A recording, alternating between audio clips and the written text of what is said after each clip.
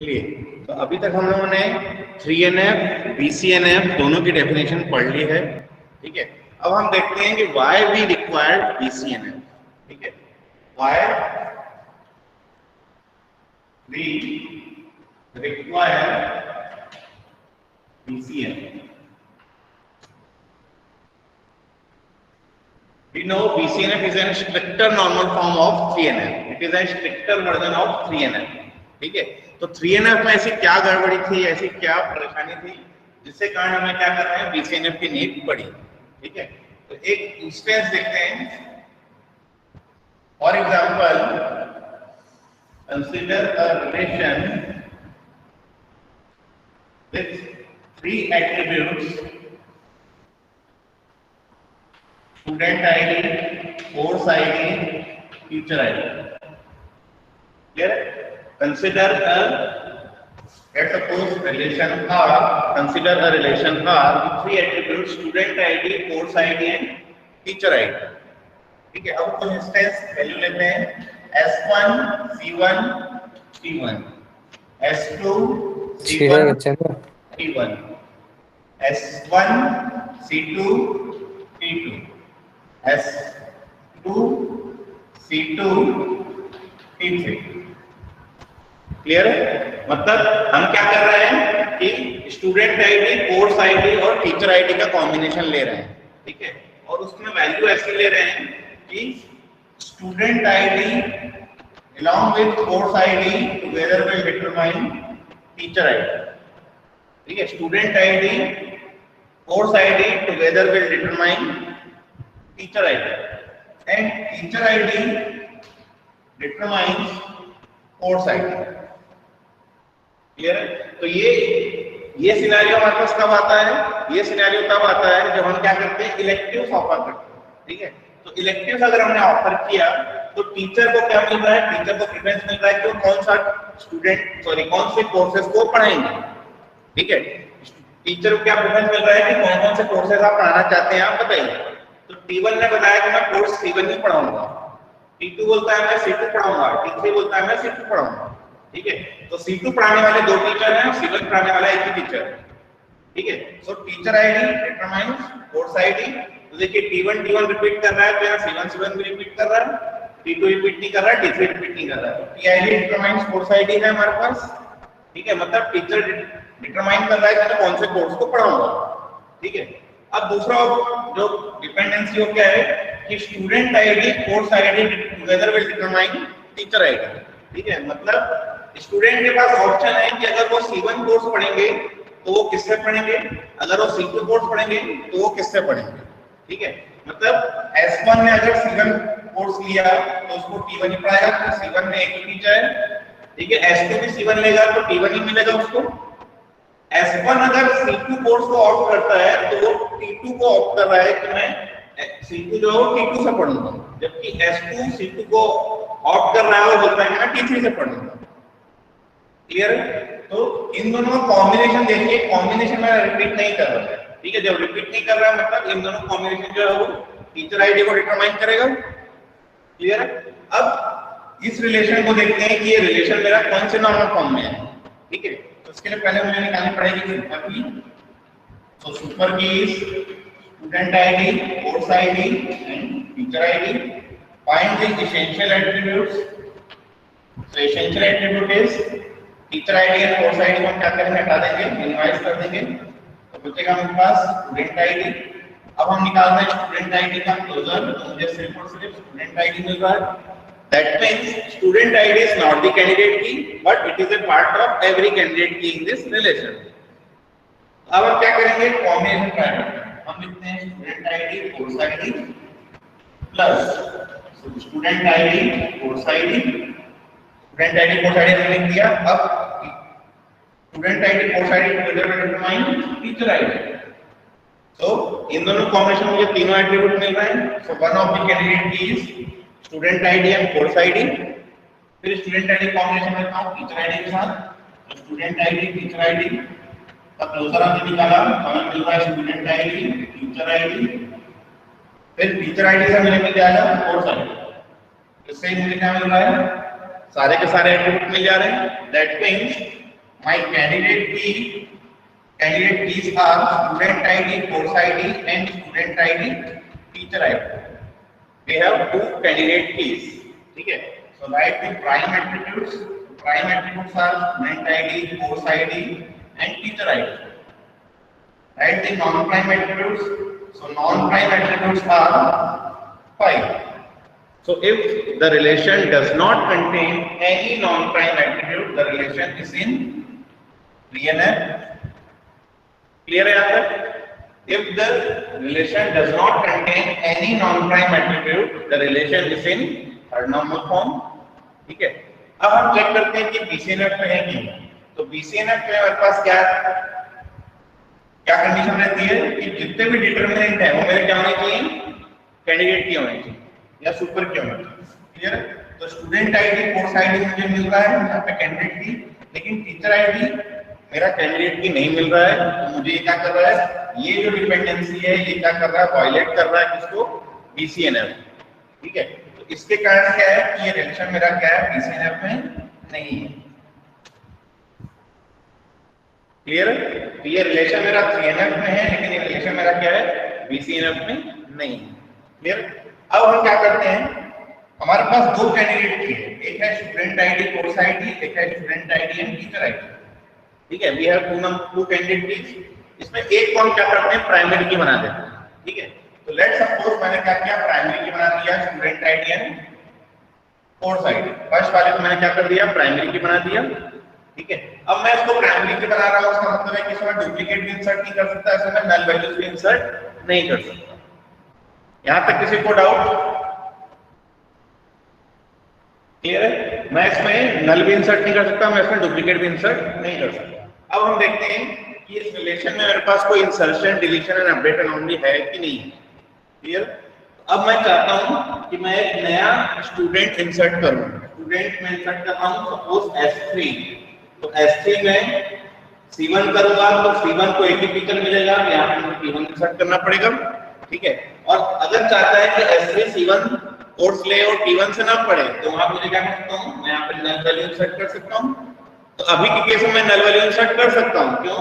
क्योंकि ये मेरा पार्ट ऑफ द कैंडिडेट की, पार्ट ऑफ द प्राइमरी की नहीं है, तो मैं इसमें नल वैल्यू इंसर्ट कर सकता हूँ. That means I can insert a student with course without a teacher. Clear है? But I can not insert a teacher. Suppose मुझे एक टीचर इंसर्ट करना है यहाँ पर, सपोज मैं आप लिख रहा हूं T4, तो मुझे यहाँ पर नल को इंसर्ट कर नहीं सकता मैं. ठीक है? तो मुझे क्या करना पड़ेगा, मुझे जब मैं टीचर इंसर्ट करूंगा तो मुझे साथ में कोर्स और साथ में उसके स्टूडेंट भी इंसर्ट करने पड़ेंगे. ठीक है? मतलब टीचर तब तक ज्वाइन नहीं कर सकता जब तक कि साथ में कोई ना कोई कोर्स हो, जब तक कि कोई स्टूडेंट ना हो. क्लियर है? So we have first insertion anomaly. We cannot insert a teacher without a student, without a course. ठीक है? फिर देखते हैं deletion anomaly. ठीक है?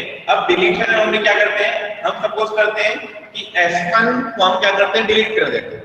ठीक है? स्टूडेंट S1 को हम क्या कर रहे हैं, डेटाबेस से डिलीट कर रहे हैं. ठीक है? तो क्वेरी क्या है कि delete from R where SID is equal to S1. तो S1 होगा तो S1 दो जगह है, एक ये रो डिलीट होगी, एक ये रो डिलीट होगी. तो ये पूरा इंफॉर्मेशन चले जाएगी और ये भी इंफॉर्मेशन मेरी क्या हो जाएगी, चले जाएगी. ठीक है? तो इंफॉर्मेशन जाने से क्या होगा कि T1 जो मेरी इंफॉर्मेशन यहाँ लॉस हो रही है, T1 की इंफॉर्मेशन यहाँ पे मेरे पास है, क्योंकि T1 जो है S1 के अलावा S2 को भी पढ़ा रहा था. तो डेटाबेस में मेरे पास अभी भी T1 की इंफॉर्मेशन है, लेकिन T2 की इंफॉर्मेशन मेरी लॉस हो रही है. क्लियर? मतलब स्टूडेंट अगर कॉलेज छोड़ के जा रहा है तो साथ में टीचर भी डेटाबेस से डिलीट हो जा रहा है. ठीक है? तो ये हो गई मेरी डिलीशन एनोमली. ये डिलीशन एनोमली क्यों आ रही है? क्यों? क्योंकि इस स्टूडेंट को ये टीचर जो है सिर्फ और सिर्फ इस स्टूडेंट को पढ़ा रहा था. अगर ये स्टूडेंट कॉलेज छोड़ के जा रहा है तो ये पर्टिकुलर टीचर भी इंफॉर्मेशन मेरी क्या हो जा रही है, लॉस हो जा रही है. तो this is known as deletion anomaly. Clear? Third one is update anomaly. Update anomaly means अगर मेरा कोई स्टूडेंट अपडेट करता है कुछ कोर्स, सपोज S2 जो है C1 पढ़ रहा है T1 से, S2 जो है C2 पढ़ रहा है T3 से. ठीक है? अब चाहे कि S2 बोले कि मैं भी C2 जो है वो T2 से पढ़ूं, तो क्या करेगा, इसको क्या करेगा, अपडेट करके T2 कर देगा. क्लियर? इसमें क्या परफॉर्म करेगा, update R set TID is equals to T2 where CID is equals to C2 and SID is equals to S2। मतलब S2 वाला C2 कोर्स को T2 से पढ़ना चाह रहा है क्योंकि T2 का ऑप्शन है हमारे पास, क्योंकि T2 जो है वो C2 को पढ़ा रहा है, T3 भी जो है C2 को पढ़ा रहा है। अब ये चाह रहा है कि C2 भी मैं भी क्या करूं, T2 से ही पढ़ूं। तो T2 से पढ़ने के लिए इसने अपडेट किया, अपडेट करने के बाद T3 की इंफॉर्मेशन क्या हो गई, मेरी लॉस हो गई। क्लियर है? ये मेरा क्या हो गया, अपडेट एनोमली। क्लियर है? So the relation in 3NF still have insertion, deletion and update anomalies. Clear है? The relation in 3NF still have insertion, deletion and update anomalies. Clear है?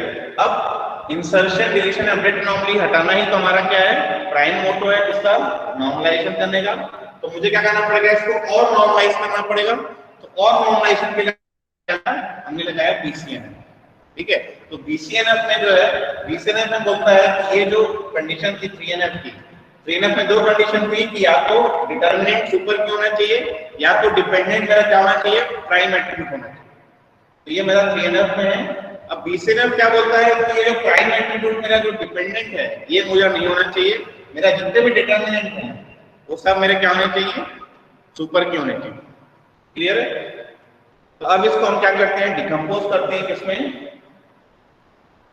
BCNF। तो अब मैं क्या कर रहा हूं, इसको डिकम्पोज करता हूं। Let's suppose R1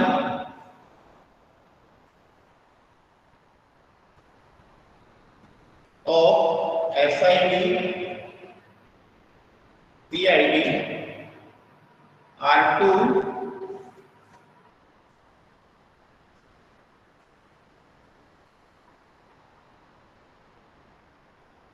PID CID, ध्यान करते हैं इसको कर देते हैं PID। एक बनाते हैं R3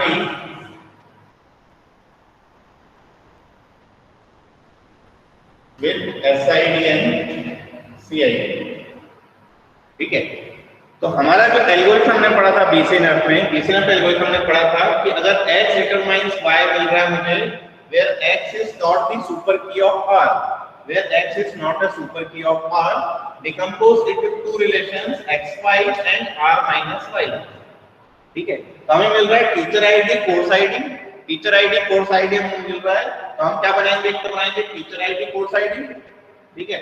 और दूसरा क्या बनाएंगे हम, R minus CID। R minus CID means SID and TID। So these two are the BCNF decompositions of R। ठीक है? तो हम पहले देखते हैं कि R1 R2 में हम कैसे डिवाइड करेंगे और फिर हम देखते हैं कि R2 R3 में हम डिवाइड करते हैं तो क्या होगा। क्लियर है?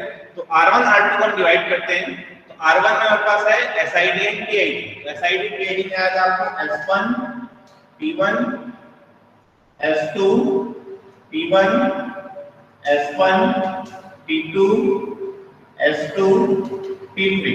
ठीक है? यहाँ पे P3 है। Clear? S1 S2 S1 S2 T1 T1 T2 T3।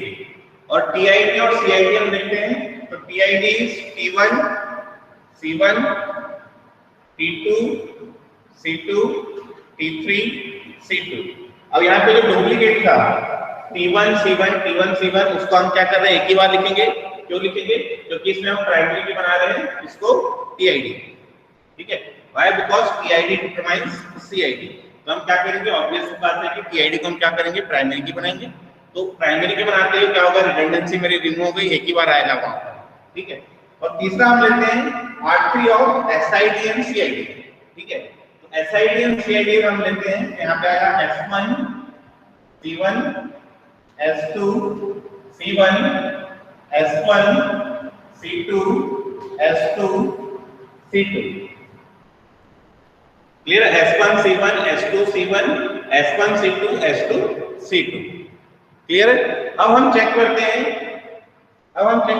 कि R1 नेचुरल ज्वाइन R2, अगर ये मुझे R मिल रहा है मतलब ये वैलिड डिकम्पोजिशन है, मेरा डेटा इंटीग्रिटी प्रॉपर्टी जो है वो मेंटेन रहेगा, ठीक है। और अगर R2 नेचुरल ज्वाइन R3 रहेगा आगे, तो ये मेरा मिलेगा डेटा इंटीग्रिटी प्रॉपर्टी, ठीक है। तो नॉर्मलाइजेशन की डेफिनेशन में पढ़ा था कि normalization is an process of decomposing a relation into a set of relations to minimize insertion, deletion and update anomalies जो इसमें आ रही थी, while maintaining data integrity और while ensuring data integrity। तो डेटा इंटीग्रिटी प्रॉपर्टी होती है कि एक इंफॉर्मेशन जो मेरी यहाँ परसिस्ट हो रही थी वो इन रिलेशंस में भी परसिस्ट होनी चाहिए, सेम इंफॉर्मेशन।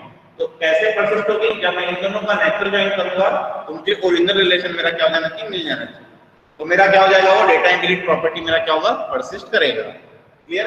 अब हम देखते हैं कि R1 R2 का ज्वाइन और R2 R3 का ज्वाइन। R2 तो मेरा बनेगा ही बनेगा क्योंकि वायलेशन मेरा TID और CID था, ठीक है। TID डिटरमाइन CID मेरा वायलेशन था, तो TID एंड CID का एक रिलेशन तो बनेगा ही बनेगा। अब हम चेक कर रहे हैं कि ये वैलिड है कि ये वैलिड है। क्लियर है। मिटाऊं इसको मैं, यहां तक किसी को डाउट? तो नेचुरल ज्वाइन करके दिखाइए। No sir. नेचुरल ज्वाइन करके बताइए।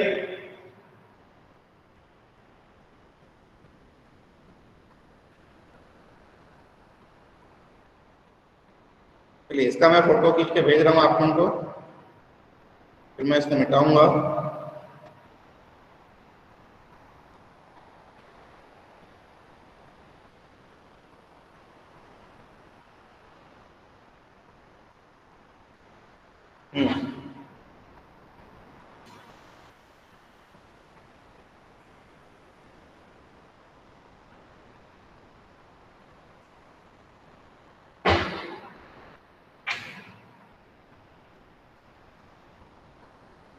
तो हम पहले निकालते हैं R1 नेचुरल ज्वाइन R2।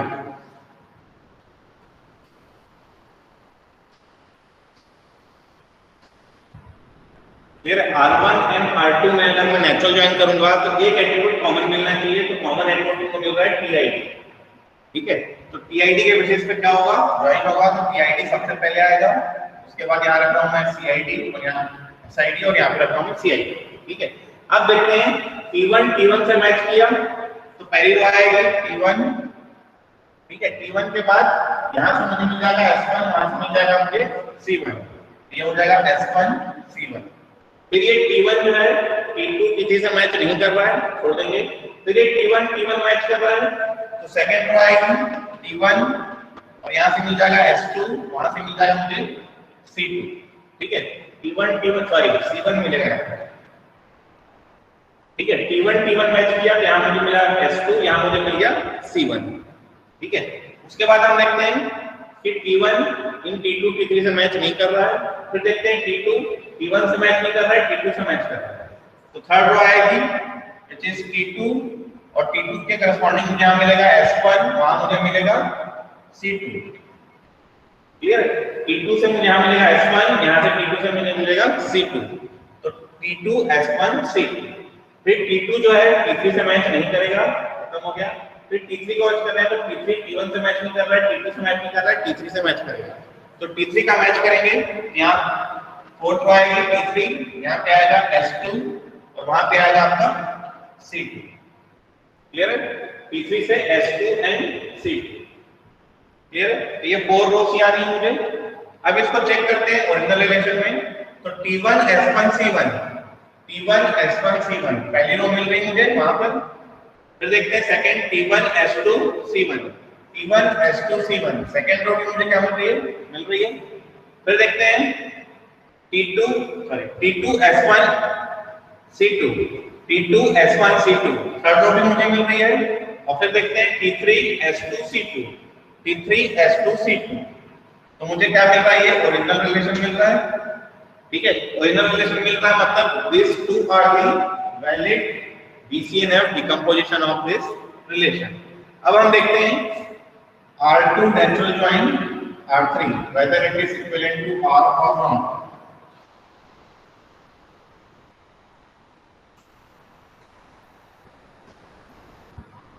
यहाँ पे लिखते हैं। अच्छा, अब इन दोनों में कॉमन एट्रीब्यूट क्या है? Common attribute is CID। तो सबसे पहले हम लिखेंगे यहाँ पर CID, उसके बाद R2 से मुझे मिलेगा PID, इससे मुझे मिलेगा SID। क्लियर है? CID मैच करेंगे तो R2 से मिलेगा PID, R3 से मुझे मिलेगा SID। ठीक है, अब मैच करते हैं तो C1 मैच किया, इसकी फर्स्ट रो इसकी फर्स्ट रो से मैच किया, यहाँ पे वैल्यू आएगी C1, यहाँ से मुझे मिल जाएगा P1 और यहाँ से मुझे मिल जाएगा S1। क्लियर है? फिर C2 से मैच नहीं करेगा, खत्म। फिर ये C1 से मैच करेगा तो आएगा वैल्यू C1, यहाँ से आएगा मुझे S2, सॉरी यहाँ से मुझे मिल जाएगा T1 और यहाँ से मिल जाएगा मुझे S2। क्लियर है? C1 T1 and S2। ठीक है, फिर C2 से मैच नहीं करेगा, खत्म। फिर C2 को हम देखते हैं, C1 से मैच नहीं कर रहा है, C2 से मैच कर रहा है। C2 से मैच कर रहा है, यहाँ पे आएगा C2, फिर वहां से मुझे मिल जाएगा T2 और यहाँ से मुझे मिल जाएगा S1। ठीक है, फिर C2 से मैच करेगा तो यहाँ पे आएगा C2, वहां से मुझे मिल जाएगा T3, यहाँ से मुझे मिल जाएगा S1। क्लियर है? फिर इस C2 को मैच करूंगा तो इस C2 C1 से मैच नहीं कर रहा है, C2 से मैच कर रहा है तो आएगा C2, वहां से मुझे मिल जाएगा T2, यहाँ से मुझे मिल जाएगा S2। ठीक है, C2 से मैच किया तो T2 एंड S2। फिर ये C2 मैच करेगा तो यहाँ पे आएगा C2 T3 एंड यहाँ से मुझे मिल जाएगा S2। क्लियर है? तो ये टोटल मुझे कितनी मिल रही रोज मिल रही मुझे मिल रही है 6 रोज। ठीक है, अब इनको मैं ओरिजिनल अरेंजमेंट से मैच करके देखता हूँ। तो मुझे मिल रहा है C1 T1 S1। First row मुझे मिल रही है। ठीक है, फर्स्ट रो मुझे मिल रही है। फिर देखते हैं C1 T1 S2। तो C1 T1 S2 second row भी मुझे मिल रही है, सेकंड में भी कोई कॉलम नहीं थी। ठीक है, फिर थर्ड देखते हैं C2 T2 S1, ये रो भी मुझे मिल रही है। ठीक है, फिर देखते हैं C2 T3 S2 मिल रहा है, C2 T3 S1 मेरे को नहीं मिल रहा है, so this is an extra row. फिर देखते हैं C2 T2 S2, ये भी मुझे एक्स्ट्रा रो मिल रही है। फिर देखते हैं C2 T3 S2, ये मुझे ओरिजिनल रिलेशन में मिल रहा है। क्लियर है? सो दो एडिशनल रो मिल रही हैं, इन दो एडिशनल रो को हम बोलते हैं स्पूरियस टपल।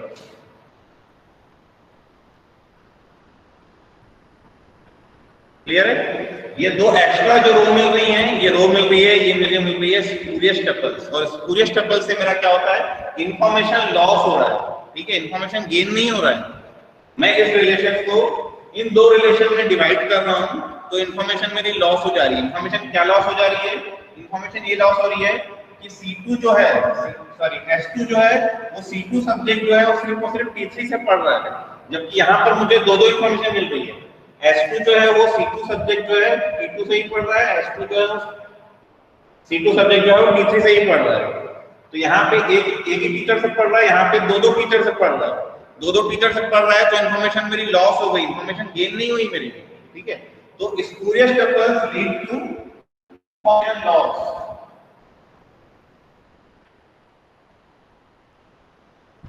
जबकि ये जो है ये मेरा है लॉसलेस जॉइंट डिकम्पोजिशन। ठीक है, ये जो डिकम्पोजिशन है R1 and R2, this is lossless joint decomposition. और अगर मैं इन दोनों का कॉम्बिनेशन देखूं तो this is lossy decomposition. Clear है कि मेरी इंफॉर्मेशन लॉस हो रही है तो एक्स्ट्रा रो मिल रही है मुझे। ठीक है, तो इंफॉर्मेशन लॉस कब होती है? इंफॉर्मेशन लॉस कब होती है? जब या तो मुझे एक्स्ट्रा रो मिले या तो मुझे इन 4 रो से कम रो मिले। तो कम वाला जो चांस है वो मिलने वाला होना नहीं है। आपको दो अगर डिवाइड कर रहे हैं तो इंफॉर्मेशन आपको ज्यादा ही मिलेगी, और ज्यादा मिल रही मतलब इंफॉर्मेशन आपकी लॉस हो रही है। ठीक है, तो इंफॉर्मेशन लॉस हो रही है तो अब मुझे क्या करना है? मुझे ऐसे डिकम्पोजिशन चाहिए जिससे मेरी इंफॉर्मेशन जो है वो लॉस नहीं होनी चाहिए, मेरी डेटा इंटीग्रिटी प्रॉपर्टी क्या होनी चाहिए? मेंटेन होनी चाहिए। जो इन्फॉर्मेशन मैं एक रिलेशन में मेंटेन कर पा रहा हूँ, वो सेम इन्फॉर्मेशन मेरे दो रिलेशन में भी मेंटेन होनी चाहिए। क्लियर है? So this is required BCNF decomposition और this two are the lossy decomposition.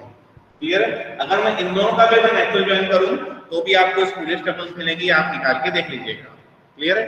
तो ये R2 तो मुझे चाहिए ही चाहिए। R2 क्यों चाहिए? Because teacher ID determines four side, तो ये तो मेरा रहेगा ही रहेगा। अब R माइनस फाइव, जो आपको डाउट था कि R माइनस फाइव करना है, तो वो लॉसलेस के लिए ही करते हैं हम। ठीक है? तो R माइनस फाइव मतलब हम क्या कर रहे हैं, CID छोड़कर SID और TID का हम रिलेशन क्रिएट करेंगे। क्लियर है? मिटाऊं इसको मैं? किसी को डाउट इसमें? Any doubt?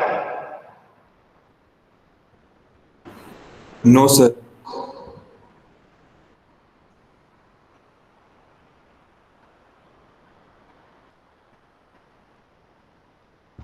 आज बोर्ड दिख रहा है अच्छे से?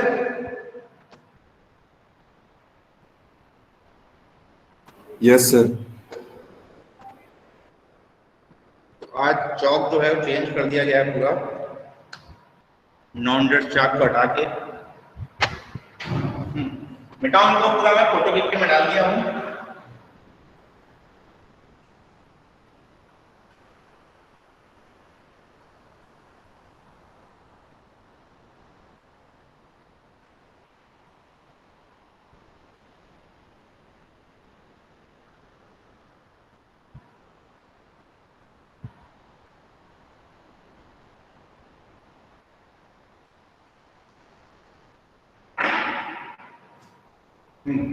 चलिए अब एक क्वेश्चन देखते हैं। Question is prove that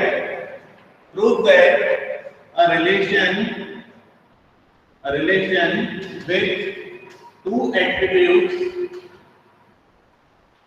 is always in BCNF. Prove that a relation with two attributes is always in BCNF. ठीक है? अब ये प्रूव करने के लिए आपको एग्जाम में पूछ सकता है 2 नंबर। ठीक है? 2 नंबर ज्यादा क्वेश्चन नहीं है। ठीक है? गेट के एग्जाम में ये क्वेश्चन पूछ सकता है ट्रू फॉल्स। ठीक है? तो अब इसको प्रूव करने के लिए हम क्या करते हैं, 4 केसेस लेते हैं। केस 1 लेते हैं। Suppose we have a relation with two attributes A and B with a function dependency f is equal to A determines B.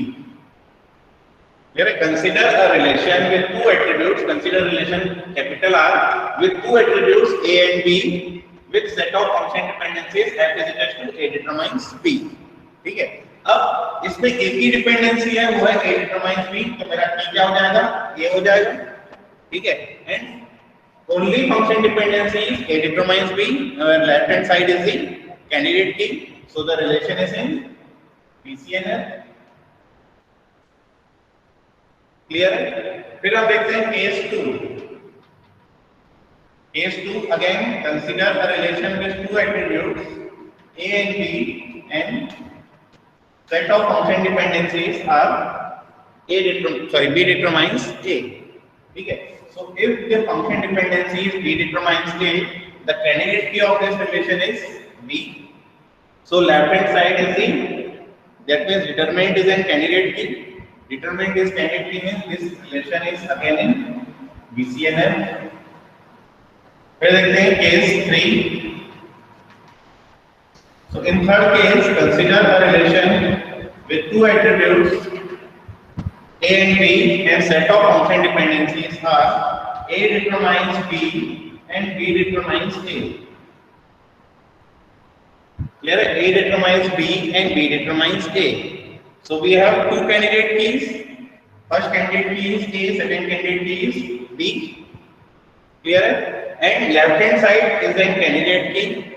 Every determinant is a candidate key. So the relation is again in BCNF. फिर देखते हैं case 4. So in case 4, consider a relation with two attributes A and B and set of function dependencies is 5. Clear है? Pi means you have only trivial function dependence. AB determines AB. ठीक है, non trivial function dependency मेरे पास we have only trivial function dependencies. That means combination of A and B is the candidate key. ठीक है, combination of A and B is the candidate key. और एक भी trivial function dependency मेरे पास, sorry, एक भी non trivial function dependency मेरे पास नहीं है. That means the relation is in BCNF. क्योंकि BCNF में डेफिनेशन आपने पढ़ा था कि for every non-trivial function dependency, for every non-trivial function dependency, x determines y holds in R, x is in super key of R. यहाँ पर x super key मिल रहा है, यहाँ पर भी x super key मिल रहा है, यहाँ पर भी x super key मिल रहा है, यहाँ पर non-trivial function dependency ही नहीं है. यहाँ पे जो function dependency बची वो क्या है? Trivial function dependency बची. क्लियर है? तो चारों केस में मुझे क्या मिल रहा है? रिलेशन मुझे मिल रहा है BCNF. So if a relation with two attributes, it is always in BCNF, it is always in fourth normal form, it is always in fifth normal form. Clear है? लेकिन आपको गेट के एग्जाम में BCNF के आगे question नहीं पूछेगा. Clear है? इसलिए ये प्रूव करने के लिए आपको बुक में भी दिया है, नमातिक बुक में, और ये CSU का क्वेश्चन में भी आया हुआ क्वेश्चन है. ठीक है, तो छोटा क्वेश्चन है, सिर्फ आपको 4 केसेस वर्ड्स में समझाने हैं और बताना है कि definition के according left hand side is in super key, left hand side in super key, left hand side in super key, and here there is no trivial function, sorry, non-trivial function dependency in the relation. So the relation is in BCNF. Clear है? Clear है? Doubt है किसी को इसमें? Sir redundancy zero क्यों नहीं हो सकती सर? इसमें तो जीरो है BCNF. रिडंडेंसी जीरो क्यों नहीं हो सकती? हाँ sir. Redundancy is close to zero, but it is not zero. Sir यहाँ BCNF में तो देख सकते हैं सर. इस केस में तो रिडंडेंसी नहीं है ना? जो तुम बोल रहे हो कि इस केस में रिडंडेंसी नहीं है, क्योंकि मैंने आपको क्या बोला, आपको अभी मैंने कहा कि a relation with two attribute is in BCNF. ये प्रूफ करने के लिए पूछा गया है, इसलिए मैं क्या कर रहा हूँ, उसको प्रूफ कर रहा हूँ कि ये BCNF में है. और मैंने क्या कहा कि a relation is in with relation with two attribute is always in BCNF as well as 4NF as well as 5NF. Clear है? मतलब कि ये रिलेशन मेरा फोर्थ नॉर्मल फॉर्म में भी है, फिफ्थ नॉर्मल फॉर्म में भी है. ठीक है, तो इस रिलेशन में मेरे पास एक भी रिडंडेंसी नहीं है. लेकिन ऐसे BCNF डिकम्पोजिशन भी अभी हम देखेंगे जिसमें रिडंडेंसी है, लेकिन वो फोर्थ नॉर्मल फॉर्म में नहीं है. क्लियर है? अभी नेक्स्ट टॉपिक हमारा वही चलने वाला है. ठीक है, तो उसमें हम देखेंगे कि उसमें कहाँ रिडंडेंसी है. आप जो बोल रहे हैं कि ऐसा कोई मेरे ख्याल से क्वेश्चन भी मुझे कहीं मिला था शायद कि relation with BCNF contains zero redundancy, और वो फॉल्स था. ठीक है, फॉल्स इसलिए था क्योंकि अगर BCNF रिडंडेंसी जीरो हो जाती तो मैं फोर्थ नॉर्मल फॉर्म क्यों करता, मैं फिफ्थ नॉर्मल फॉर्म तक क्यों जाता. ठीक है, कहीं ना कहीं रिडंडेंसी आई है तभी तो मैं आगे और फर्दर डिकम्पोज कर रहा हूं ना, और fourth normal form fifth normal form में जा रहा हूं ना. क्लियर है? चलिए अब इसको उठा के हम देखते हैं. Next, multi value dependency.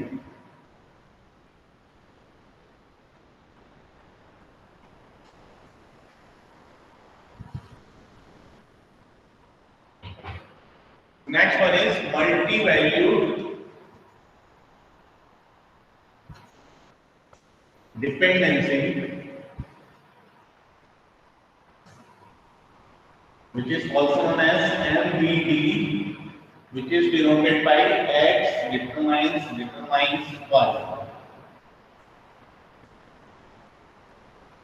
तब इसकी डेफिनेशन लिखते हैं, a multi value dependency or MVD denoted by X determines Y, where X and Y, where X and Y are attributes of relation capital R It specifies a constraint. It specifies a constraint on a possible state small r of capital R where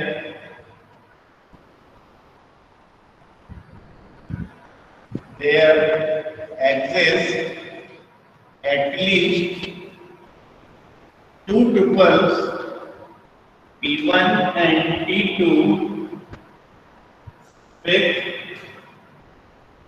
with P1 of x is equal to P2 of x. There exists two tuples P1 and P2 with P1 of x is equal to P2 of x. Then there also exists two more tuples P3 and P4 with the following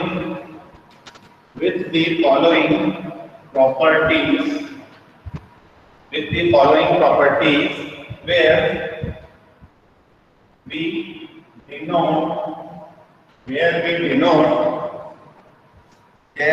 equal to r minus x union y. ठीक है, and the constraint is P1 of x that is equal to P2 of x that is equal to P3 of x that is equal to P4 of x. P1 of y is equal to P3 of y and P2 of y that is equal to P4 of y. And P1 of z that is equal to P4 of z and P2 of z that is equal to P3 of z.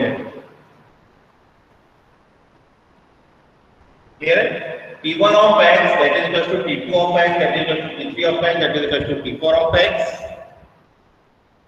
So P1 of y that is equal to P3 of y and P2 of y is equal to P4 of y and P1 of z is equal to P4 of z and P2 of z is equal to P3 of z.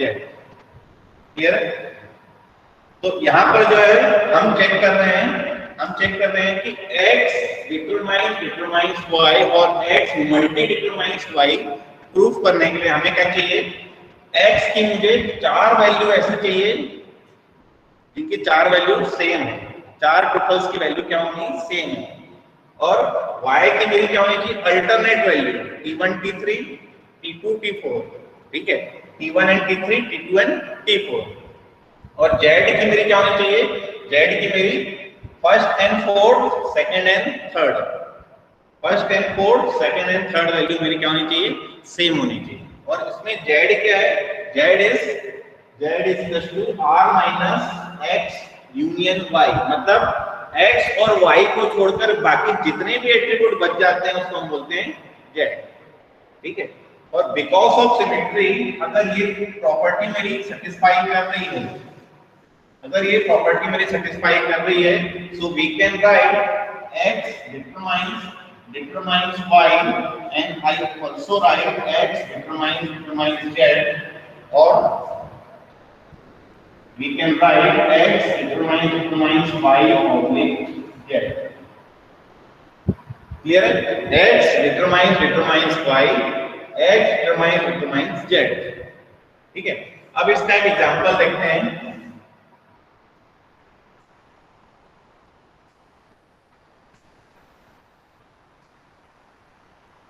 Consider a relation,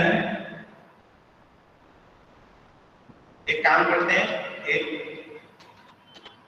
real example देखते हैं। Student with student ID, degree and phone number. So student 1 with degree is B. Phone number is suppose 123.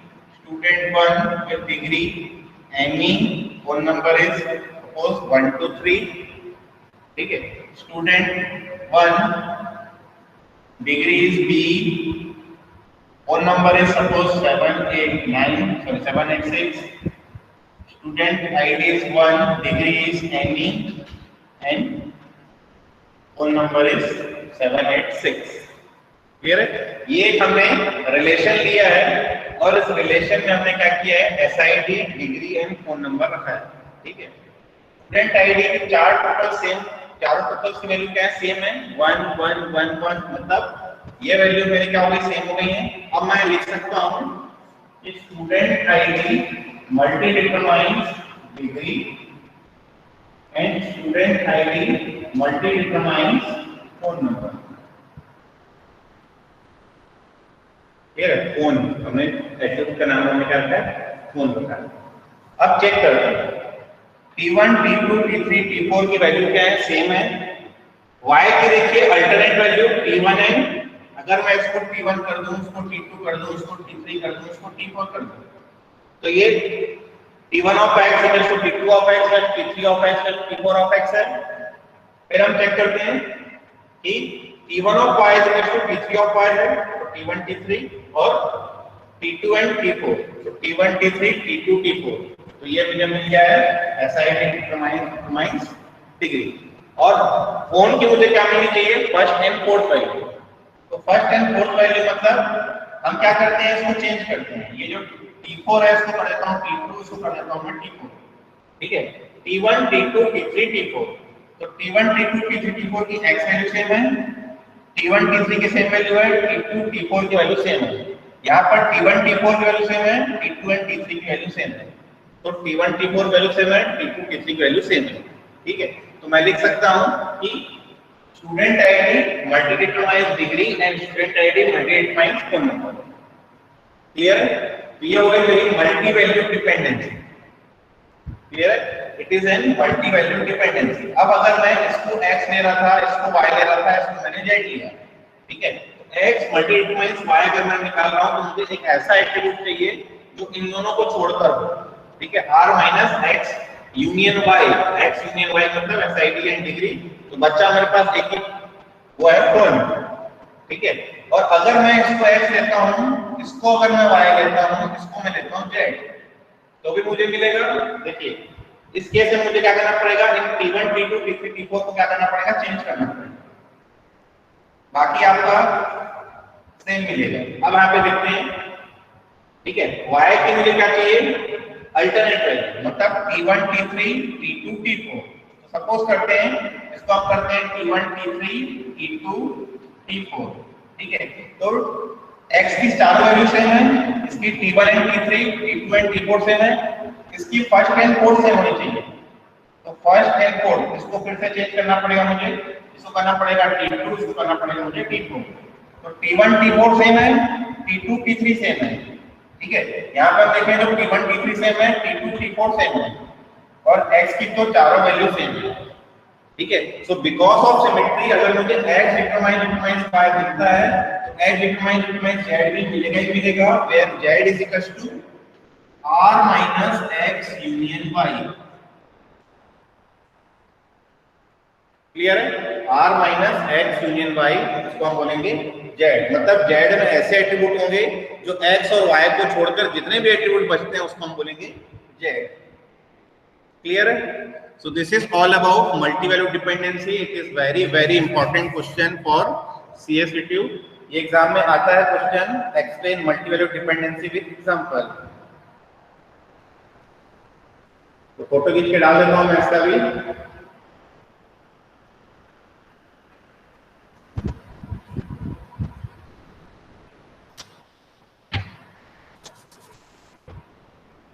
चलिए इसको मिटाता हूँ मैं.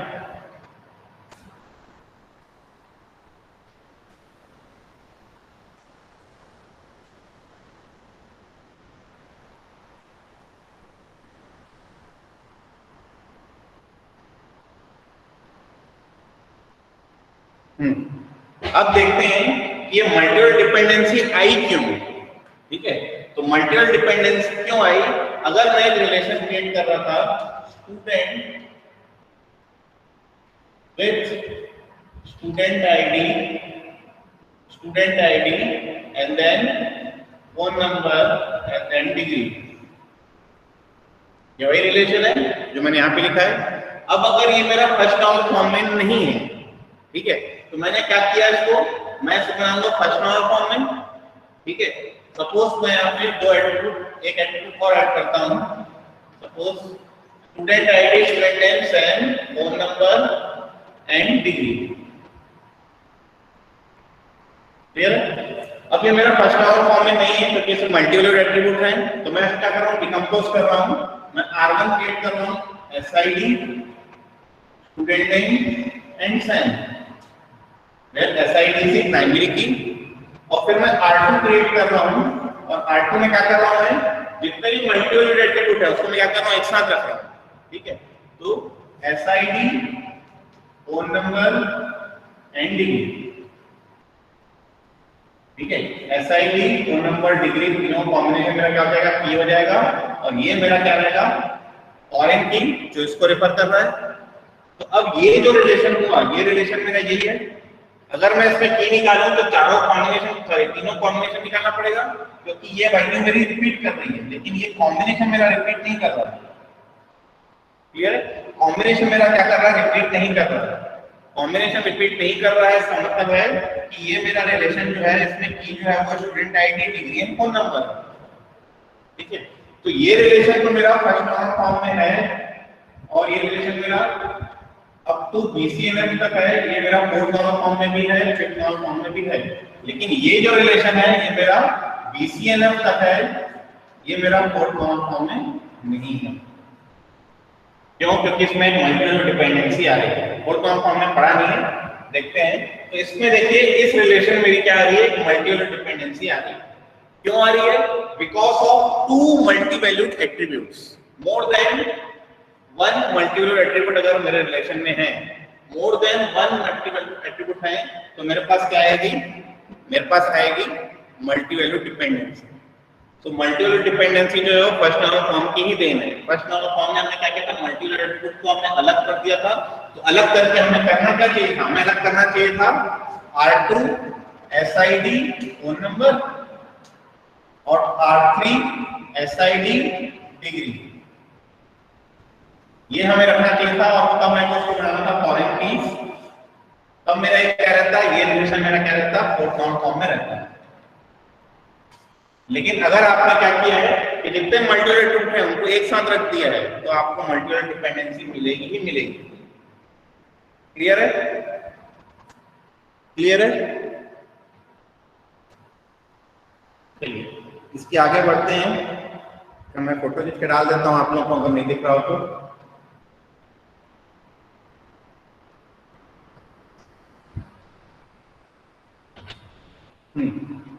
अब देखते हैं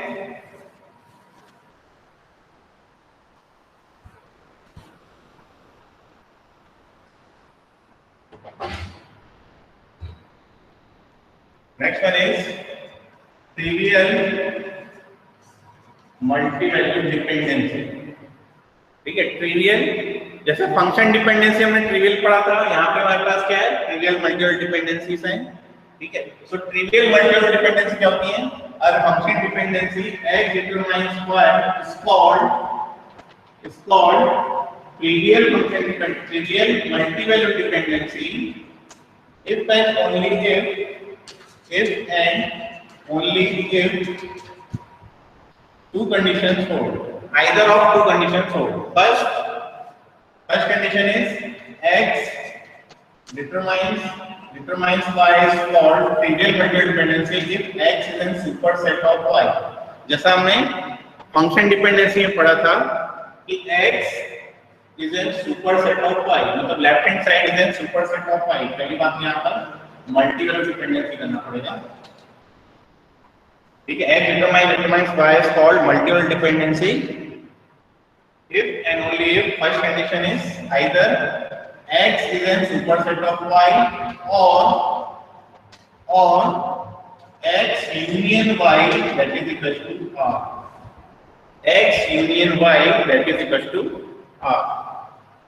ठीक है, अब फॉर एग्जांपल हम देखते हैं, हम दो रिलेशन क्रिएट करते हैं R1 with two attributes student ID degree, और यहाँ रखते हैं 1 1, यहाँ पे हम रखते हैं B N. इसमें मेरे पास मल्टीपल डिपेंडेंसी है कि नहीं, तो यहाँ पर मल्टीपल डिपेंडेंसी क्या है, स्टूडेंट आईडी डिटरमाइन डिग्री है, but this is N trivial multiple dependency. Why it is trivial? Because student ID union degree अगर मैं करूं तो ये मुझे ओरिजिनल रिलेशन के सारे एट्रिब्यूट मुझे मिल जा रहे हैं. ठीक है, as an second example R2 of student ID phone number, so 1 1 1 2 3 7 8 6. तो यहाँ पे अगर हम देखें तो मुझे student ID multi determine phone number मिल रहा है. ठीक है, 1 1 2 3 1 7 8 6, but this is also an trivial multiple dependency because student ID union phone that is equal to R. Clear है? तो ये इन दोनों का अगर मैं यूनियन कर दे रहा हूं तो मुझे पूरा कंप्लीट R2 मिल जा रहा है, और यहाँ पर भी मैं R1 मिल जा रहा है. क्लियर है? So both the multiple dependencies are trivial multi valued dependencies. ठीक है, and this two are x determines y, x determines z. These two are non trivial multi valued dependencies.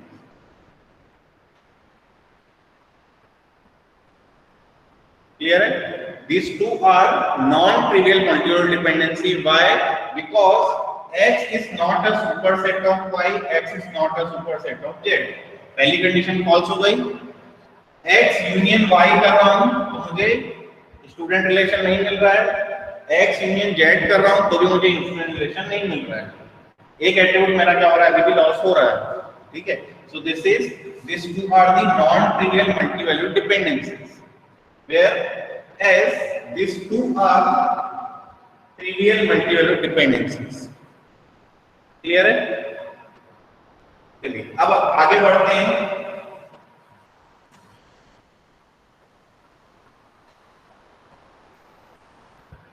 आगे डेफिनेशन लिखते हैं fourth normal form. Fourth normal form. So a relation schema capital R is in fourth normal form. A relation schema capital R is in fourth normal form if whenever a non-trivial multi-value dependency X determines Y holds in F plus. Whenever a non-trivial multi-value dependency X determines Y holds in F plus, then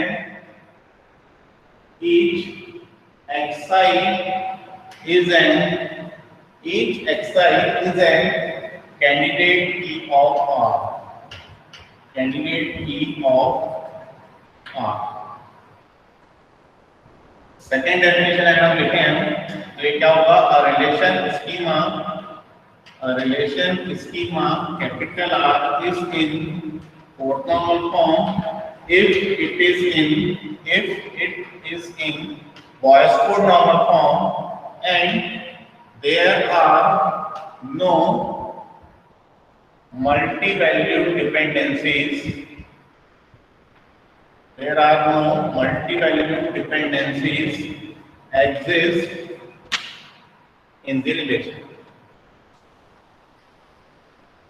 There are no multi-valued dependencies exist in the relation. Clear? अब इसका example देखते हैं. So example, consider a relation student with three attributes: student ID, degree, and phone, with the following instance. ठीक है, consider relation student, the three attributes student ID, degree and phone with the following instance. This relation is not in fourth normal form. This relation is not in fourth normal form because it contains two non-trivial multivalued dependencies. Non-trivial multivalued dependencies. Student ID determines degree and student ID multi-determines phone. And student ID is not the candidate key of R. Sorry, student. ठीक है, student ID is not the candidate की of relation student.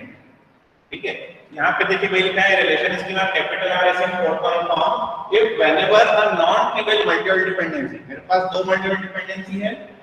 ठीक है, if whenever a non trivial multiple dependency x multiplies y holds in f plus then each xi means each determinant is an candidate key of R. ठीक है, तो यहाँ पर SID मेरा candidate की नहीं मिल रहा है. नहीं मिल रहा है मतलब ये रिलेशन मेरा फोर्थ नॉर्मल फॉर्म में नहीं है. ठीक है, to decompose it into fourth normal form we create two relations R1 and R2 with SID degree and SID phone with the following instance. Now both the relations are in fourth normal form. Both the relations R1 and R2 are in fourth normal form because it does not contain any non-trivial multivalued dependencies. It only contains trivial multivalued dependencies. Clear? It only contains trivial multivalued dependencies. It does not contain any non-trivial multivalued dependencies. तो यहाँ बोल रहा है कि अगर कोई non-trivial multivalued dependency है तो डिटरमिनेंट मेरा कैंडिडेट की होना चाहिए. यहाँ पर मेरे पास नॉन ट्रिवियल मल्टीपल डिपेंडेंसी ही नहीं है तो ये मेरा क्या हो जाएगा, फोर्थ नॉर्मल फॉर्म को सेटिस्फाई कर रहा है. क्लियर है? सो अगेन हम देखें relation with to attributes is always in fourth normal form. क्यों? क्योंकि अगर उसमें कोई मल्टीपल डिपेंडेंसी आएगी भी तो मेरी क्या आएगी, ट्रिवियल मल्टीपल डिपेंडेंसी ही रहेगी, नॉन ट्रिवियल नहीं रहेगी. क्लियर है? तो सेकंड डेफिनेशन में हमने ये लिखा है कि relation schema capital R is in fourth normal form if it is in BCNF. मतलब रिलेशन मेरा पहले क्या होना चाहिए, BCNF में होना चाहिए and there are no multiple dependencies exist in the relation. तो इसको और अच्छा करना है तो यहाँ पे लिख लीजिए नॉन ट्रिवियल मल्टीपल डिपेंडेंसी. ठीक है, जनरली हम क्या करते हैं, डिपेंडेंसीज जो भी कंसीडर करते हैं नॉन ट्रिवियल को ही कंसीडर करते हैं क्योंकि ट्रिवियल तो ऑटोमेटिकली हो जाती है. x determines x multiplies x भी होगा ही होगा.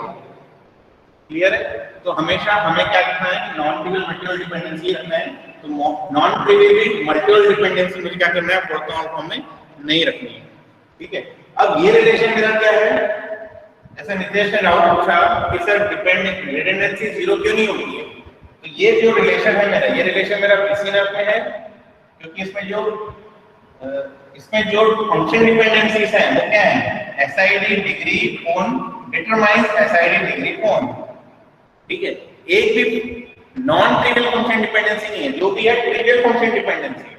क्लियर? क्योंकि इन दोनों कॉम्बिनेशन में मेरा रिपीट कर रहा है, इन दोनों कॉम्बिनेशन में मेरा रिपीट कर सकता है. क्लियर? तो ये रिलेशन मेरा क्या है, BCNF में है क्योंकि इसकी की जो है वो क्या है, student ID degree and phone.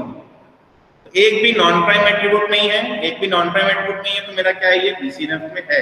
ठीक है, BCNF में है तो ये क्या होगा कि इस BCNF रिलेशन में भी देखिए मेरे पास रिडंडेंसी है, b रिपीट कर रहा है, 123 में रिपीट कर रहा है, 786 रिपीट कर रहा है, ME रिपीट कर रहा है. क्लियर है? तो ये रिपीटेशन आ रहा है मतलब अभी भी रिडंडेंसी है इसमें. रिडंडेंसी रिमूव करने के लिए हमने क्या किया, फोर्थ नॉर्मल फॉर्म डिकम्पोज किया. फोर्थ नॉर्मल फॉर्म भी हम ले जा रहे हैं तो देखिए 1 अभी भी रिपीट कर रहा है. क्लियर है? अभी भी रिपीट कर रहा है मतलब इसमें अभी भी रिडंडेंसी है, इसको और फर्दर नॉर्मलाइजेशन हम कर सकते हैं. क्लियर है? तो रिडंडेंसी एकदम जीरो तो कभी भी नहीं होगी. क्लियर है? एकदम जीरो तभी होगी जब सारे के सारे एट्रिब्यूट मेरे कैंडिडेट की होंगे. क्लियर है? जैसे एग्जांपल देखा था हमने कि consider the relation R of A B C D with set of function dependencies A determines B, B determines C, C determines D, D determines A.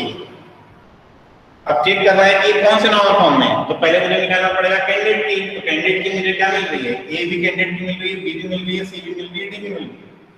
ठीक है, अगर चारों का चारों मेरी कैंडिडेट की है मतलब चारों में डुप्लीकेट आ ही नहीं सकता, डुप्लीकेट आ ही नहीं सकता मतलब रिडंडेंसी मेरी आ ही नहीं सकती। तो इसी केस में मुझे क्या होगा, रिडंडेंसी 0 मिलेगी। और ये रिलेशन मेरा क्या है, ये रिलेशन मेरा BCNF में भी है, ये मेरा 4NF में भी है। 4NF में क्यों है, क्योंकि एक भी मेरे पास मल्टीपल डिपेंडेंसी नहीं दिख रही है। और ये रिलेशन मेरा PGNF में भी है, हालांकि PGNF is not in your syllabus, कोई भी इसमें जॉइंट डिपेंडेंसी मुझे नहीं मिल रही है। क्लियर है, तो ये मेरा अल्टीमेट नॉर्मल फॉर्म में है। क्लियर है, यहां तक किसी को doubt up to fourth normal form, any doubt तो पूछ सकते हैं।